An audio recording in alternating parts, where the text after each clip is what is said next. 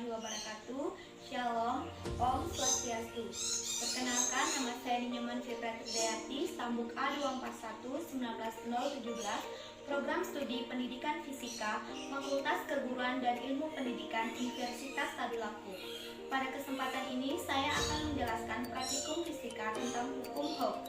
Adapun tujuan pada percobaan ini yaitu yang pertama, menentukan konstanta pegas, yang kedua, menganalisis grafik hubungan antara gaya dan jarak, yang ketiga, menganalisis grafik hubungan antara kecepatan dan waktu, yang keempat, menganalisis grafik hubungan antara jarak dan waktu, yang kelima, menentukan energi dalam dan energi kinetik. Sebelumnya saya akan menjelaskan tentang apa itu hukum Hooke. Dalam elastisitas, hukum Hooke menyatakan bahwa jika gaya yang diberikan pada sebuah pegas tidak melebihi batas elastisitasnya, maka pertambahan panjang pegas akan berbanding lurus dengan gaya yang diberikan. Ketika kita mengamati sebuah objek yaitu pegas, sebuah benda yang dapat menjadi elastis, pada kondisi pegas saat ditarik, terdapat gaya pada pegas yang besarnya sama dengan gaya tarikan pada pegas tetapi arahnya berlawanan. Jika gaya tersebut disebut dengan gaya pegas, maka gaya ini pun sebanding dengan pertambahan panjang pegas. Hal ini dapat kita lihat pada gambar di samping. Adapun persamaan gaya pegas dapat dirumuskan seperti gambar di samping, yaitu Fp sama dengan min F, Fb sama dengan min K dikali delta X, di mana Fp ialah gaya pegas dengan satuan Newton, delta X ialah pertambahan panjang pegas dengan satuan meter, K merupakan konstanta pegas dengan satuan Newton per meter. Tanda minus hanya menyatakan arah gaya pegas yang berlawanan dengan arah gaya tarik. Sifat pegas yang elastis banyak digunakan dalam kehidupan sehari-hari. Contoh penggunaan pegas dapat kita lihat pada kasur springback atau pada kendaraan bermotor. Pada kendaraan bermotor, pegas digunakan sebagai peredam kejut. Sedangkan penggunaan pegas biasanya dipakai secara bersamaan dalam satu sistem pegas. Nilai konstanta pegas tersebut akan berubah tergantung susunannya. Adapun fungsi alat dan bahan pada percobaan ini yaitu yang pertama, Paskar sistem 1,2 meter berfungsi sebagai suatu trek untuk lintasan Paskar. Yang kedua, motion sensor berfungsi sebagai pendeteksi ketika benda bergerak. Yang ketiga, dynamic track spring set berfungsi mengatur kemiringan pada trek. Yang keempat, force sensor berfungsi untuk mendeteksi besar gaya yang bekerja pada Paskar. Yang kelima, elastic bumper berfungsi untuk mengetahui elastisitas pada benda tersebut.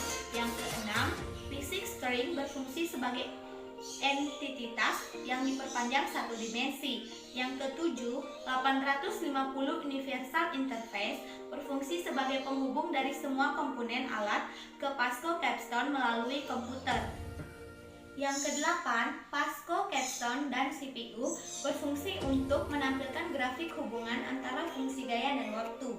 Yang kesembilan, Paskar berfungsi sebagai benda yang bergerak menuju sensor gaya.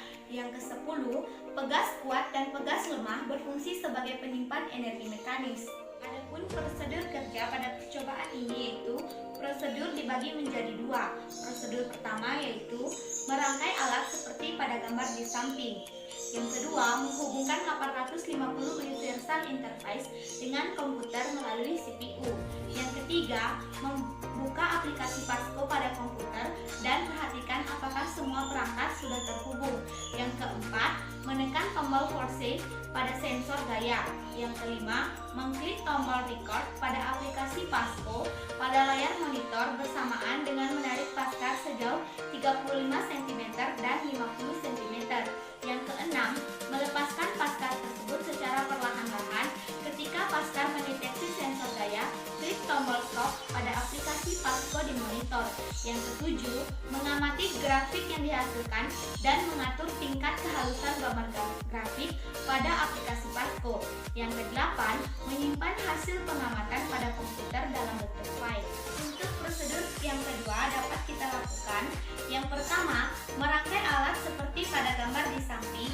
Yang kedua, menghubungkan 850 universal interface dengan komputer melalui CPU. Yang ketiga, membuka aplikasi Pasco pada komputer dan perhatikan apakah semua perangkat sudah terhubung.